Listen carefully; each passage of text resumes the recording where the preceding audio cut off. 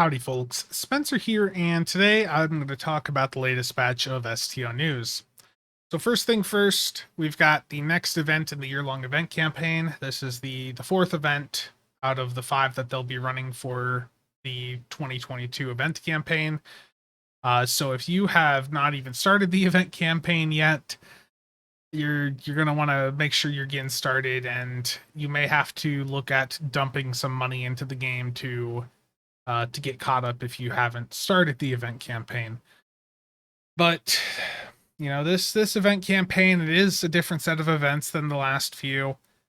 It's either Kobayashi Maru or Arena of Sompek, which I know everyone loves. Thankfully, these are the versions that do end after a fixed round, so you don't have to worry about going into like an Arena of Sompek that just trying to do your daily, and then you get a really good team. Then you're at like wave 50. Just type it in chat, please end this. Um, this is thankfully the version of these queues that is set to end after a fixed time. So for Sompek, that is round 7 that you have to complete, and for Kobayashi Maru, you have to complete round 6. So both of these are wave-based maps. You just have waves of enemies coming at you. You have to kill them.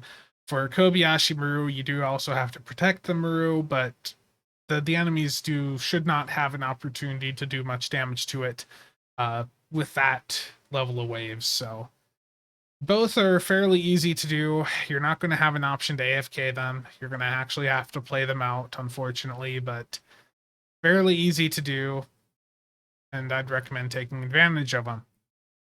Well, you have to if you wanted to get the event campaign progress, right?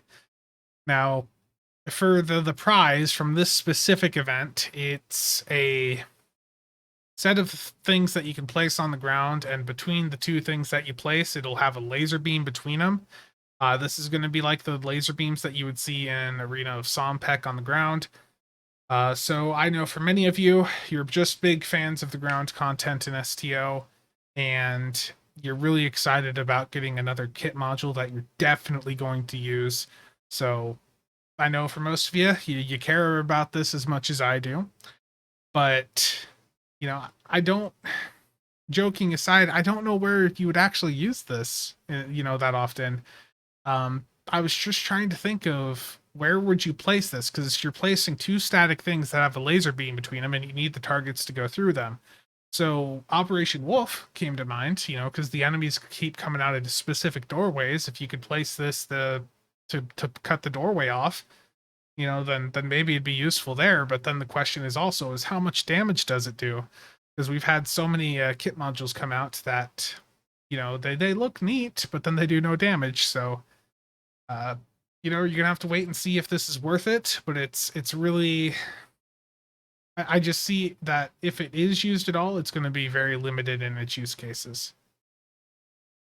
As always, completing the 14 days of the event will also get you the 3 feature TFO reward boxes and then some Lithium Ore. You can keep playing after the 14 days to get more event campaign progress and to continue getting more Lithium. I would not recommend buying out this event unless you are really trying to catch up on your event campaign progress. So when it comes to the event campaigns, you can buy them out right away. The rate when they pop up, you can buy them out for 2,000 Zen, and that'll give you 700 campaign progress. And then you can play it every single day that the event is active and get up to 1,050 progress. Because each of these events lasts for 21 days. You get 50 progress a day, so that's 1,050. So if you buy it out right away and then also play it every day, you could get 1,750 progress if you're really far behind. That's the only time that I would recommend you buy these out. These do give you dilithium also after the 14 days, but do not buy these out to get the dilithium ore. Buying out these events to try and get the dilithium ore basically means you're spending more dilithium worth of Zen than you're going to get back. So only buy this out if you need the campaign progress.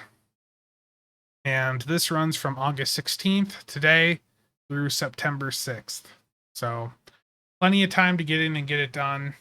Get the campaign progress done if you need it, but the prize doesn't look like it's really that big of a deal. Now let's check out the patch notes. The first thing here is about the event campaign. So let's get past that. So we have a issue where the pirate trait, I don't know if this is the player version or the bridge officer one, was granting stealth instead of perception. So that was changed to correctly give perception. And the value that it gave has been decreased from 150 to 50. Out of any bridge officer or player trait in the game that I expected to be nerfed, I don't think I had pirate at the top of that list. Did you? So it's really weird that this is being fixed now, but I mean, I get why it was supposed to give perception instead, but the nerf to the amount of skill it gives is weird. Next up, the Gravity Well trait, Temporal Anchor, has seen a bit of a nerf. The damage aspect of it has not been changed, but what has been changed, if I pop it up here, is the proc that it had to mess with your enemy's cooldowns if they were within range of the red Gravwell. So that has been nerfed from 20% to 2%. So quite a significant nerf, and the reason that they're doing this is for PvP. So this change will not have much impact on the PvE use cases for this, I would say. If you're using this in PvE, you're probably using it to get that extra radiation damage from your Gravwell. It isn't that great, but this is being fixed because of PvP.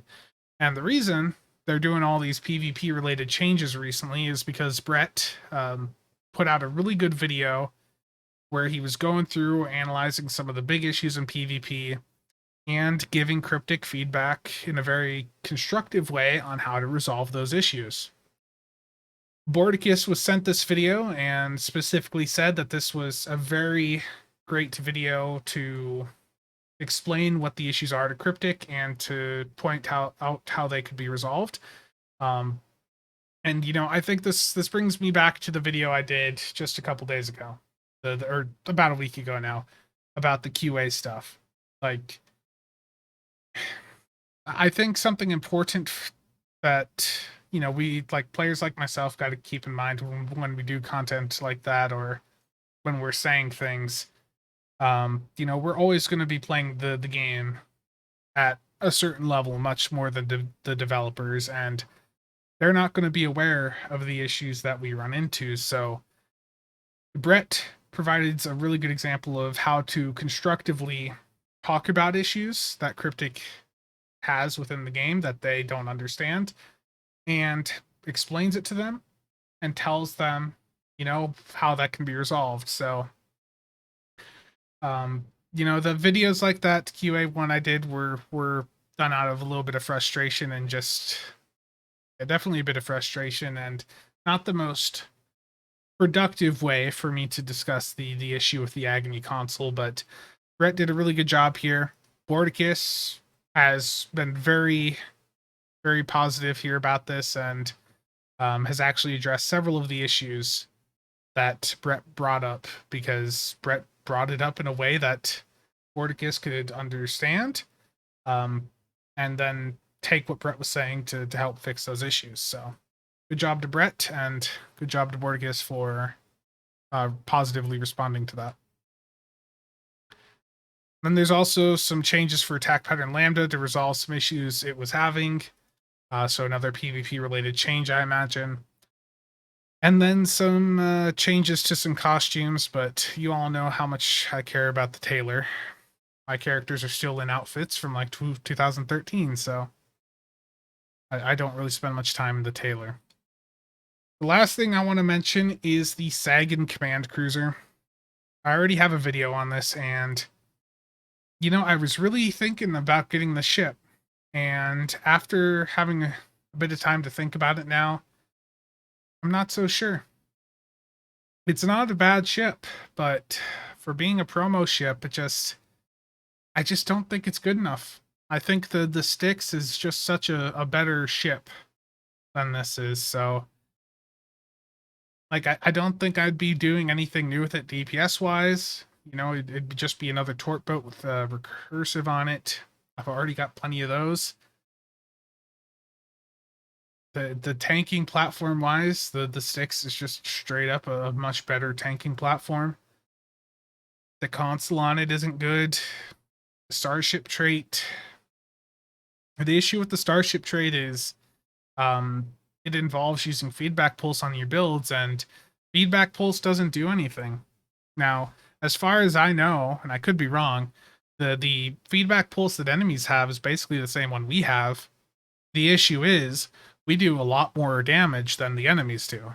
So it looks to us like the feedback pulse that the NPCs have does a lot, but it's just because they don't do much damage back to us.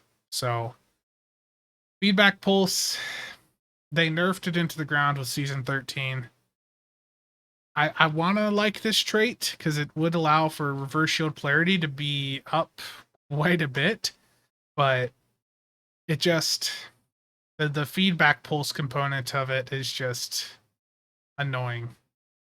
So if I do get this ship, I'll probably put it on a tank character, but I'm thinking I might just end up passing, to be honest. And I have no issue buying promo ships. I went out, I got 2 of the Chevals, got the Kirk. I didn't get the Section 31 because it was not worth it, like I talked about, but this one, I'm feeling like this one might just end up being another pass. So, let me know if you guys are gonna grab a Sagan or if you're or Sagan. My accent, I'm just mispronouncing it all the time. Let me know if you're gonna grab one, if you're gonna pass. But I'm definitely leaning towards pass.